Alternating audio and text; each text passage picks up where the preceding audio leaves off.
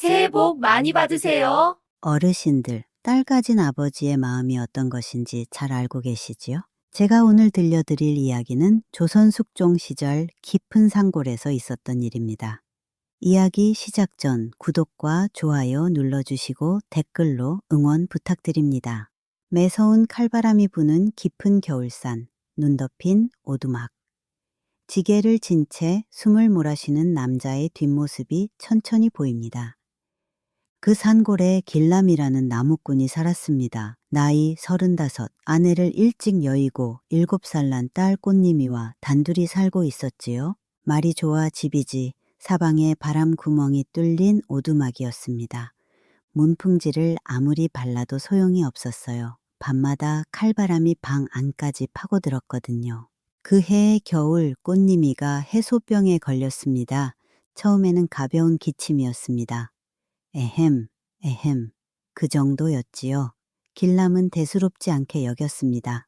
그런데 보름이 지나자 기침이 달라졌습니다. 콜록콜록, 쿨럭쿨럭, 밤새도록 기침 소리가 끊이지 않았어요. 아이의 작은 몸이 기침할 때마다 들썩거렸습니다. 입술이 하루가 다르게 시퍼렇게 변해갔지요. 어느 새벽이었습니다. 길람이 눈을 떴는데 오두마간이 조용했습니다. 기침 소리가 멈춘 겁니다. 가슴이 철렁 내려앉았습니다.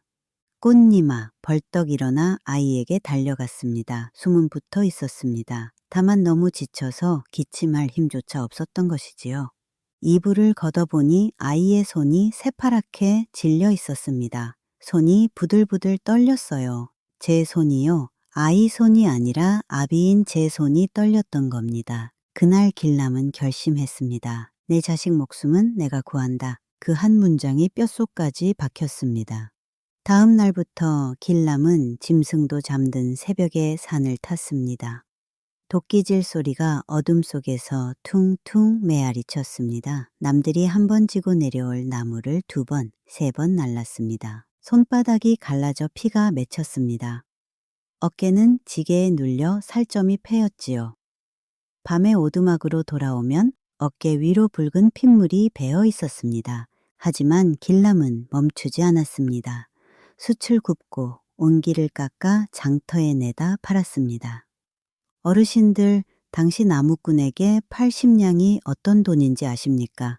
쌀 수십 가마를 살 수 있는 거금이었습니다. 평범한 집 한 채를 장만할 수 있는 돈이었지요. 3달, 열흘. 그 시간 동안 길람은 매일 자기 살점을 깎아 엽전으로 바꾼 것이나 다름없었습니다. 드디어 80냥이 모였습니다. 길람은 아이를 업고 장터로 향했습니다. 꽃님이의 가느다란 숨소리가 등 뒤에서 느껴졌습니다. 조금만 참아라 꽃님아, 아비가 약을 지어줄 테니. 그때는 몰랐습니다. 그 장터에서 꽃님이의 약값 80냥이 전혀 다른 곳으로 흘러가게 될 줄은요. 활기찬 한양 저작거리, 각색의 상인들과 구경꾼들, 한편에서 울먹이며 서 있는 꽃님이를 업은 길람이 보입니다. 장터는 사람 냄새와 음식 냄새가 뒤섞여 후끈했습니다. 떡 부치는 기름 냄새, 생선 비린내, 약재향, 온갖 냄새가 코끝을 스쳤지요. 길람은 등에 업힌 꽃님이의 손을 꼭 잡고 한약방으로 걸음을 옮겼습니다. 주머니 속 80냥이 걸을 때마다 찰랑찰랑 소리를 냈습니다. 그 소리가 이상하게도 마음을 놓이게 했어요. 그런데 한약방으로 가던 길이었습니다. 사람들이 웅성거리기 시작했습니다. 쯧쯧, 저 고운 자태가 어쩌다 저 꼴이 됐을까? 불쌍하기도 하지. 팔자가 사나운 개야. 무슨 일인가 싶어 사람들 틈을 비집고 들어가 보았습니다. 눈앞의 광경에 발이 굳었습니다. 목에 굵은 포박줄이 감기고 손이 뒤로 묶인 채 흙바닥에 무릎 꿇고 있는 서리. 머리카락이 흐트러져 얼굴반을 덮고 있지만 그 속에서 빛나는 눈동자가 또렷하게 보였습니다. 한 여인이 목에 굵은 포박줄이 감긴 채 흙바닥에 무릎 꿇고 있었습니다. 손은 뒤로 묶이고 머리카락은 흐트러져 얼굴반을 덮고 있었지요. 그런데 이상한 것은 그렇게 처참한 꼴을 당하면서도 여인의 눈동자가 죽지 않았다는 것이었습니다. 흙바닥에서도 기계가 살아 있었어요. 여인의 이름은 설이, 본래 고결한 양반가의 딸이었습니다. 아버지는 조정에서 어의를 지낸 분이었지요. 하지만 아버지가 모함을 받아 돌아가시고 가문이 풍비박산이 났습니다. 남은 것은 빚뿐이었습니다. 설이는 그 빚 대신 관비로 팔려 나온 것이었지요. 장터에 큰손 조객주가 채찍을 허공에 휘두르며 외쳤습니다. 자, 이 여인은 본래 귀한 집 자손이라 예법이 바르고 솜씨가 좋다. 단돈 80냥이면 이 고운 자태를 가져갈 수 있다. 누가 이 보물을 데려가겠느냐? 구경꾼들은 혀만 찰 뿐 나서는 이가 없었습니다. 80냥. 길람의 귀 속에서 그 숫자가 울렸습니다. 하필이면 80냥이었습니다. 고개를 돌리려 했습니다. 내 갈 길을 가면 되는 것이었습니다. 그때였습니다. 등에 업힌 꽃님이가 소매를 잡아당겼습니다. 아버지, 떨리는 목소리였습니다. 저 언니를 사주세요. 길람은 아이를 내려다 보았습니다. 꽃님이의 눈가에 눈물이 맺혀 있었습니다. 아이가 말을 이었지요. 저 언니에게서 돌아가신 엄마 냄새가 나요. 저 언니라면 제 기침을 멈춰줄 것 같아요. 머릿속이 하얘졌습니다. 주머니 속 80냥은 딸의 약값입니다. 석 달 열흘 동안 피와 땀으로 모은 돈입니다. 이걸 쓰면 딸의 약을 지을 수 없습니다.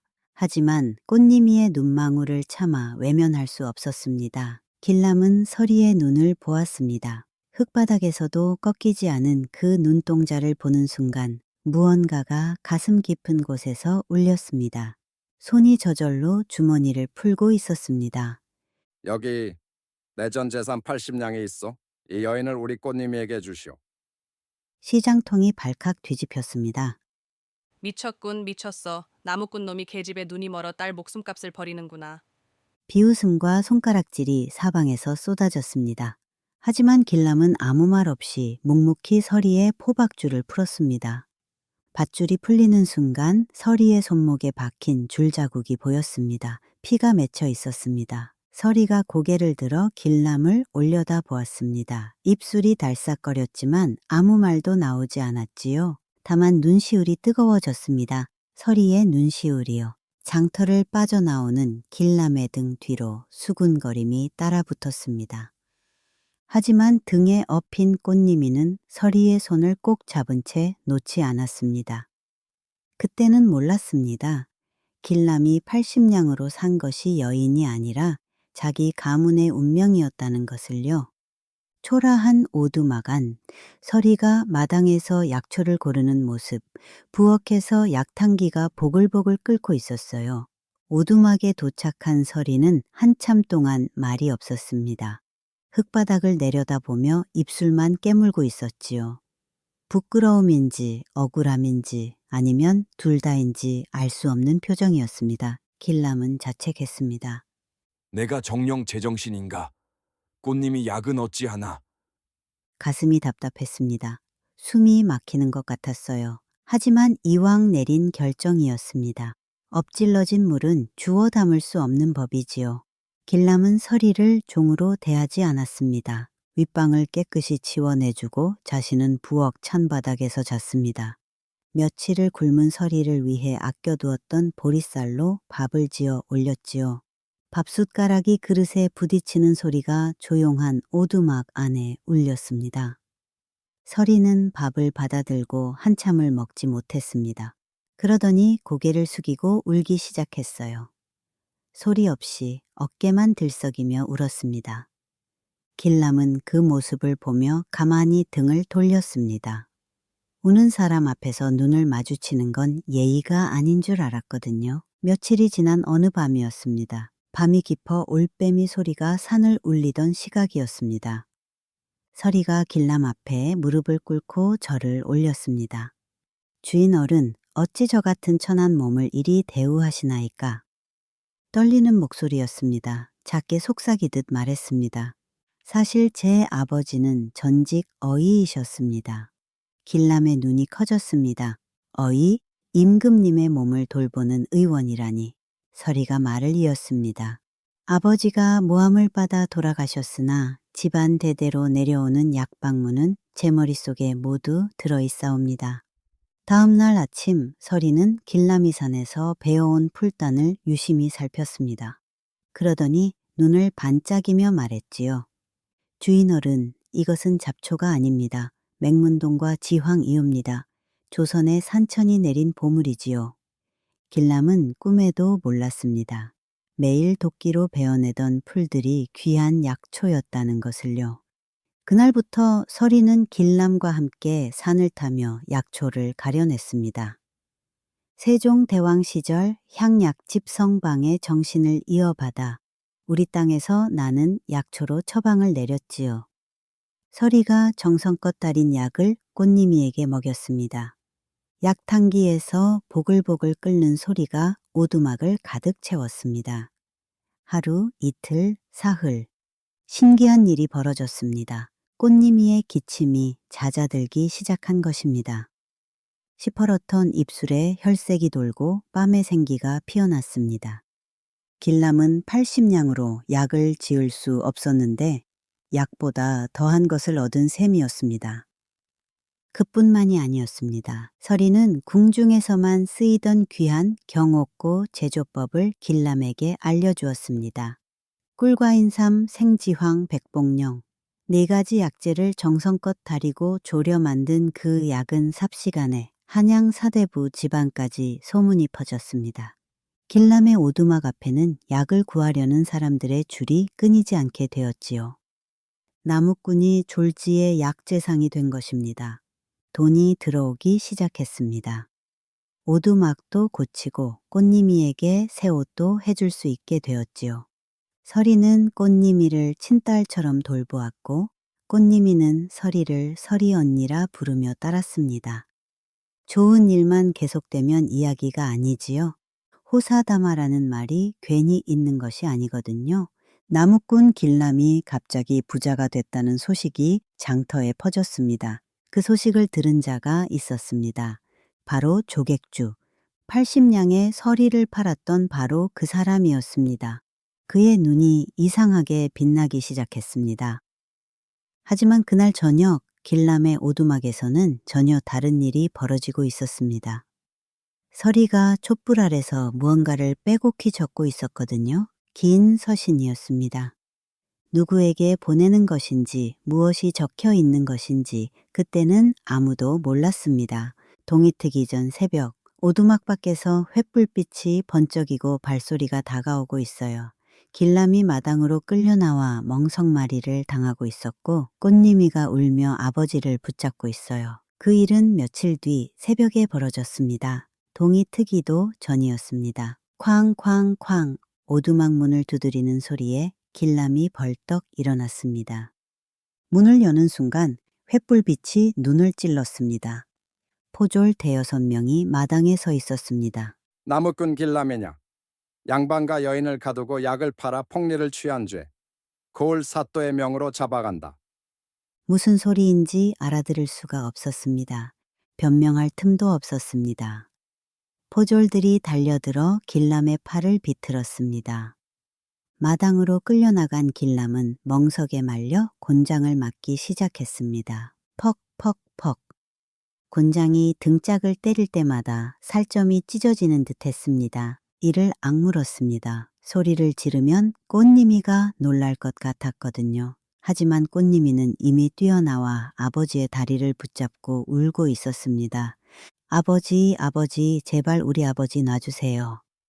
아이의 울음소리가 새벽 상고를 찢었습니다. 그 소리가 귓전에서 떠나지 않았습니다. 곤장보다 그 울음이 더 아팠습니다. 그때 포졸들 뒤에서 익숙한 목소리가 들렸습니다. 허허, 이제야 꼴을 봐야지. 조객주였습니다. 부패한 고을 사또와 짜고 꾸민 일이었던 겁니다. 조객주가 서리 앞에 섰습니다. 이년아, 네가 어디서 약방문을 훔쳐다. 저 나무꾼 놈에게 준 게냐?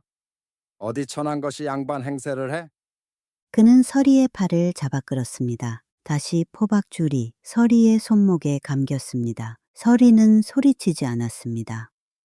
이를 악물고 조객줄을 똑바로 쏘아 보았습니다. 그 눈빛, 처음 장터에서 보았던 그 꺾이지 않는 눈빛이 다시 살아났습니다. 길람은 피를 흘리며 소리쳤습니다. 서리는 죄가 없소. 내가 정당하게 80냥을 주고 데려온 것이요. 하지만 사또의 명 앞에서 나무꾼의 항변은 바람 앞에 등불이었습니다. 세상에 이런 억울한 일이 있습니까? 선행을 베풀었는데 벌을 받고 정당한 일을 했는데 죄인이 되는 세상. 하늘이 정녕 이를 보고만 있단 말입니까?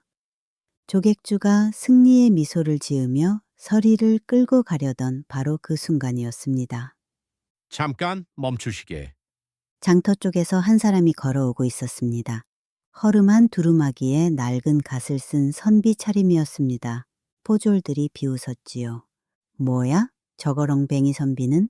선비가 마당 한가운데 섰습니다. 그리고 천천히 갓을 벗어 던졌습니다. 갓 속에서 마패가 나왔습니다. 암행 어사 출두야! 그 한마디에 세상이 뒤집혔습니다. 사방에서 역졸들이 들이닥쳤습니다. 사또가 혼비백산하여 땅바닥에 납작 엎드렸습니다. 조객주는 다리가 풀려 그 자리에 주저앉았지요. 사실 서리가 촛불 아래서 적고 있던 서신.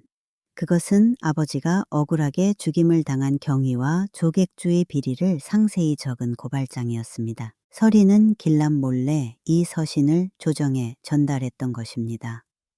장터에서부터 길람의 선행을 남몰래 지켜보던 이 선비가 바로 임금이 파견한 암행어사였지요. 암행어사는 임금의 명을 선포했습니다. 첫째, 어이 출신 설이 아버지의 무고를 풀고 명예를 회복한다. 둘째, 설이의 양반 신분을 원래대로 복원한다. 셋째, 민초를 수탈한 고을 사또와 조객주를 즉시 하옥한다. 조객주가 끌려가며 발버둥 쳤습니다. 이럴 수는 없소. 내가 무슨 잘못을 했단 말이오. 하지만 그의 목소리는 이미 역졸들의 발소리에 묻혀 사라졌습니다. 길람이 멍석에서 풀려나 마당에 주저앉자 꽃님이가 달려와 아버지를 끌어안았습니다. 서리도 그 앞으로 다가와 무릎을 꿇었습니다. 그리고 고개를 깊이 숙였지요. 아무도 말이 없었습니다. 한참을 그렇게 있었습니다. 그리고 새벽 상골에 동이 트기 시작했습니다. 그 아침 햇살이 세 사람의 눈물 위로 따뜻하게 내려앉았습니다. 봄빛이 가득한 기와집 마당, 마당에 핀 꽃들, 길람과 서리가 나란히 앉아 꽃님이가 뛰어노는 모습을 바라보고 있어요. 그 옆으로 동네 사람들이 약을 받으러 줄 서 있습니다. 그로부터 석 달이 지났습니다. 오두막이 있던 자리에 어엿한 기와집이 들어섰습니다. 마당에는 약초밭이 가지런히 자리 잡았고 약탕기 끓는 향이 바람에 실려 마을까지 퍼져나갔습니다. 꽃님이는 완전히 나았습니다. 기침 한 번 없이 마당을 뛰어다녔습니다. 한때 시퍼렇던 입술은 벚꽃처럼 붉어졌고 까르르 웃음소리가 기와집을 가득 채웠지요. 길람과 서리는 부부가 되었습니다. 거창한 혼례가 아니었습니다. 꽃님이가 꽃을 들고 마을 어른이 주례를 보고 동네 사람들이 축하해준 소박한 잔치였지요. 서리가 길람의 손을 잡았을 때 길람의 눈시울이 뜨거워졌습니다. 석 달 전 장터에서 처음 풀어주었던 그 손이었거든요. 두 사람은 가난한 이웃들에게 약을 나누어 주었습니다. 돈이 없는 사람에게는 공짜로 약을 지어 주었지요. 길람은 말했습니다. 내가 가장 힘들 때 누군가 나를 도와주진 않았지만 하늘이 길을 열어주셨소. 우리가 받은 복을 나누는 것이 도리인 줄 압니다. 서리의 아버지 무덤 앞에는 새 비석이 세워졌습니다. 충의어이라는 네 글자가 새겨진 비석 앞에서 서리는 한참을 울었습니다. 아버지의 억울함이 풀린 날, 서리의 어깨 위에서 오랜 짐이 내려놓아진 것이지요. 길람이 그날 시장에서 80냥으로 산 것은 여인이 아니었습니다. 그것은 사람의 마음이었고 하늘의 복이었습니다. 자기 딸의 목숨값까지 내어놓으며 타인의 슬픔을 외면하지 않았던 그 우직한 마음, 그 마음이 딸의 병도 고치고 억울한 가문의 명예도 되찾아 주었습니다. 고결한 아내도 얻고 자기 집안까지 일으키는 기적을 만든 것이지요.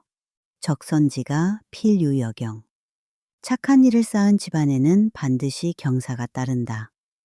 이 오래된 가르침은 수백 년이 지난 오늘날에도 여전히 울림이 있지 않습니까? 길람과 설이 그리고 꽃님이는 그 후로도 오랫동안 행복하게 살았다고 합니다. 가난한 이웃에게 약을 나누고 억울한 사람의 편에 서며 받은 복을 베풀며 살았다 하지요. 오늘 이 이야기가 여러분 마음에 작은 위로가 되었다면 구독과 좋아요 부탁드립니다. 댓글로 응원의 말씀도 남겨주세요. 여러분의 하루하루를 응원합니다. 오늘 이 영상을 보신 여러분의 가정에도 길람이 받았던 그 귀한 복과 기적이 가득하시기를 진심으로 축원합니다. 긴 시간 들어주셔서 감사합니다. 항상 건강하십시오.